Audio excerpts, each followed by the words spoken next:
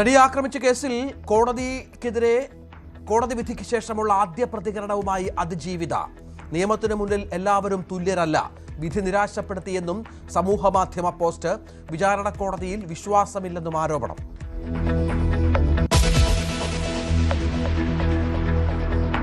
ഓസ്ട്രേലിയയിൽ ആൾക്കൂട്ടത്തിന് നേരെയുണ്ടായ വെടിവെപ്പിൽ 10 മരണം. അക്രമികളായ 2 പേരും കൊല്ലപ്പെട്ടു.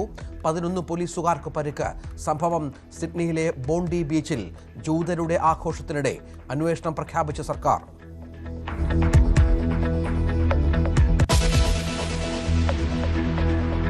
ശബരിമല സ്വർണ്ണക്കൊള്ളയിൽ അന്താരാഷ്ട്ര ബന്ധത്തിൽ നിർണായക മൊഴി നൽകി രമേശ് ചെന്നിത്തല. നടന്നത് 500 കോടിയുടെ ഇടപാടെന്ന് മൊഴി. പ്രത്യേക അന്വേഷണ സംഘത്തിന് വിവരങ്ങൾ കൈമാറി.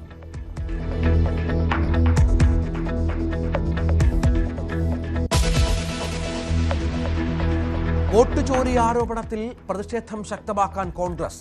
ഡൽഹി രാംലീല മൈതാനത്ത് വൻ റാലി. ബിജെപിക്കും തെരഞ്ഞെടുപ്പ് കമ്മീഷനുമെതിരെ ആഞ്ഞടിച്ച് Rahul Gandhi. Election commission BJP के सरकार के साथ मिलकर काम कर रहा है। नरेंद्र मोदी जी ने इलेक्शन कमिश्नर के लिए कानून बदला, नया कानून लाए, कहा कि इलेक्शन कमिश्नर कुछ भी करे। തെരഞ്ഞെടുപ്പ് ഫലം അനുകൂലമാകുമ്പോൾ മാത്രം Congress voting മെഷീനെ അംഗീകരിക്കുന്നുവെന്ന് BJP.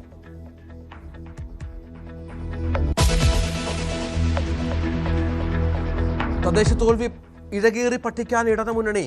CPM CPI നേതൃയോഗങ്ങൾ നാളെ, LDF യോഗം മറ്റന്നാൾ.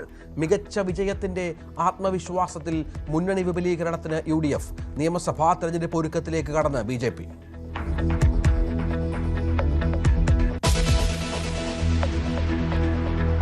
തലസ്ഥാനത്തെ ചരിത്ര നേട്ടത്തിന്റെ ആവേശത്തിൽ BJP ക്യാമ്പ്. പ്രധാനമന്ത്രി ഉടൻ തിരുവനന്തപുരത്തേക്ക്. VV രാജേഷ് മേയറായേക്കും. R ശ്രീലേഖയും പരിഗണനയിൽ. ദേശീയ നേതൃത്വത്തിന്റെ തീരുമാനം നിർണായകം.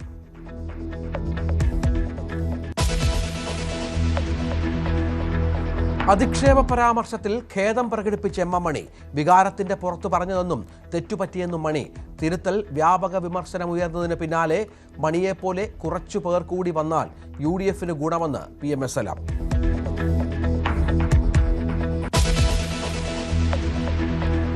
തെരഞ്ഞെടുപ്പ് ഫലം വന്നതിന് ശേഷം വ്യാപക ആക്രമണം. കണ്ണൂർ പാറാട് വടിവാൾ വീശി ഭീകരാന്തരീക്ഷം സൃഷ്ടിച്ച് 60 CPMക്കാർക്കെതിരെ കേസ്. പയ്യന്നൂരിൽ UDF സ്ഥാനാർത്ഥിയുടെ വീട് ആക്രമിച്ചവർക്കെതിരെ അന്വേഷണം. പാനൂരിൽ ലീഗ് പ്രവർത്തകർ സംഘർഷത്തിന് തുടക്കമിടുന്ന ദൃശ്യങ്ങൾ പുറത്ത്. രാമന്തളിയിൽ മഹാത്മാഗാന്ധിയുടെ പ്രതിമ തകർത്തു. കോഴിക്കോട് ഏറാമലയിൽ കോൺഗ്രസ് ഓഫീസിലേക്ക് നാടൻ ബോംബെറിഞ്ഞു.